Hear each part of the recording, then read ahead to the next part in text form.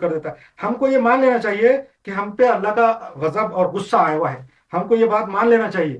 اگر ہم کو یہ بات مان لینا چاہیے کہ ہم پر اللہ کا عذاب اور اللہ کا غضب اور اللہ کا غصہ آیا ہوا ہے، اگر یہ مان لیں گے تو توبہ کر سکیں گے۔ اگر ہم لوگ یہ مانتے ہی نہیں کہ ہم پہ اللہ کا عذاب ہے، اللہ کا غضب ہے، تو ہم توبہ کہاں سے کریں گے؟ جب ہم توبہ کریں گے تو یہ اللہ معاف کرے گا۔ تو شیطان ایسا کچھ کرتا ہے کہ ہم کو توبہ نہیں کرنے دیتا۔ اس سے پہلے کہ چیپٹر میں بتایا تھا کہ شیطان ایسے کچھ کام کراتا ہم سے کہ ہم سمجھتے کہ ہم اچھا کر رہے، ہم نیک کام کر رہے اور ثواب کا کام کر رہے، مگر وہ نیک اور ثواب کا کام نہیں ہوتا ہے، بلکہ وہ ایسا ہوتا ہے کہ جو برائی میں اور گمراہی میں مبتلا کرنا۔ اب آج ہم پہ اللہ کا جو غضب ہے، غصہ ہے، عذاب آیا ہوا ہے، تو ہم کو تسلیم کرنا چاہیے کہ ہم پہ اللہ کا صحیح بھی واقعی میں غصہ اور غضب ہے، اور ہم جب ایسا تسلیم کریں گے تو اپنے جرم کا اعتراف کرنا پڑے گا کہ ہم واقعی میں مجرم ہیں، اور جب مجرم ہے تو ہم کو توبہ کرنا چاہیے۔ جب توبہ کریں گے تو اللہ قبول کرے گا۔ تو شیطان جو ہے ایسا کر رہا ہے کہ ہم کو توبہ قبول نہیں کرنے دے رہا، ہم کو بتا رہا ہے کہ ہم جو بھی کام کر رہے ہیں اچھا کر رہے ہیں، نیکی کا کر رہے ہیں، بھلائی کر رہے ہیں، ہم یہ کام کر رہے ہیں، دین میں ایسا نکالے، ہم نے یہ کام نکالے، ہم نے یہ کر رہے ہیں، ہم یہ دن منا رہے، وہ دن منا رہے،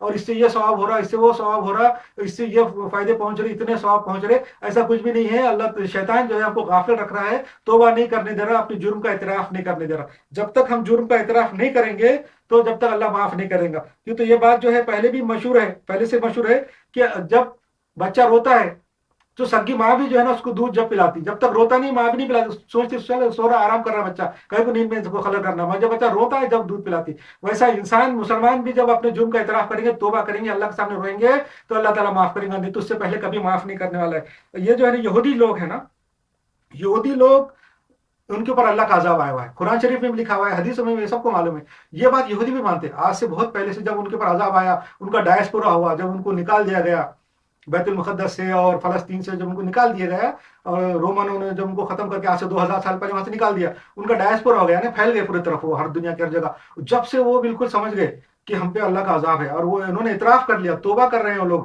قوم یونس کے اوپر عمل کر رہے ہیں، توبہ کر رہے ہیں، تو اللہ تعالیٰ ان کی تھوڑی تھوڑی حالت سدھار رہا ہے۔ اور یہودی جب جیسے مغضوب قوم، جس کے بارے میں اللہ نے کہا ہے کہ ان پہ اللہ کا غضب ہے، اللہ نے خود کہہ دیا قرآن میں ان پہ اللہ کا غضب ہے، تو وہ بھی ان کو اللہ تعالیٰ تھوڑی تھوڑی ابھی یہ دے رہا ہے۔ وہ دنیا میں طاقتور ہے، دنیا کے اندر سب سے زیادہ طاقتور قوم یہودی ہے۔ ان کے پاس ایٹم بم کے، جوہری نیوکلیر بم کے فارمولے، سب سے پہلے ایٹم بم، جوہری بم وہ کے جو فارمولے تھے، وہ جو سائنسدانوں نے بنائے تھے، وہ یہودیوں نے ایکوائر کر لیے، ان کے پاس ہے۔